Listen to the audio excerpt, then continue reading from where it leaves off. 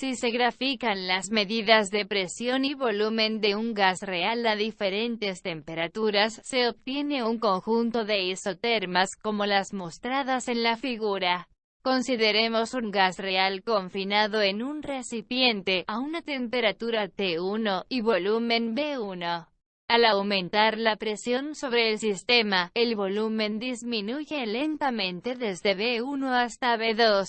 Al llegar al volumen V2, comienzan a aparecer las primeras gotas de líquido, como resultado de la condensación del gas.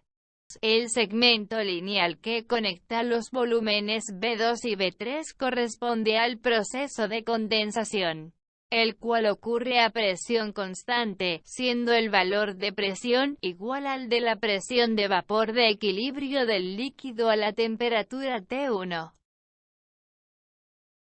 Cuando el volumen del sistema disminuye hasta llegar a V3, desaparecen las últimas trazas de gas, de modo que todo el material se encuentra ahora en fase líquida. Los aumentos subsecuentes de presión comprimen el líquido de modo que la presión puede incrementarse drásticamente, provocando solo pequeñas disminuciones de volumen. Si se realiza el mismo proceso de compresión isotérmica, a una temperatura T2 mayor que T1, se obtiene una isoterma como la observada en la figura. A la temperatura T2, la condensación ocurre en un intervalo más pequeño de volumen, siendo la presión de vapor de equilibrio mayor que la observada en la isoterma a T1. Existe una temperatura en la cual el tramo lineal de condensación se reduce a un solo punto. Esta temperatura es conocida como temperatura crítica.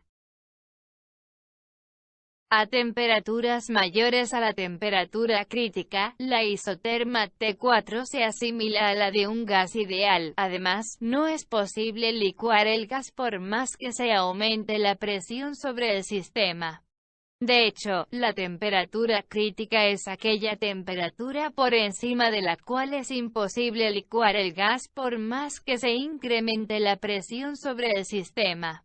La presión crítica es la mínima presión que debe ejercerse sobre un gas para licuarlo en su temperatura crítica. Si un mol de sustancia se encuentra en condiciones de temperatura crítica y presión crítica, el volumen que ocupa corresponde al volumen crítico.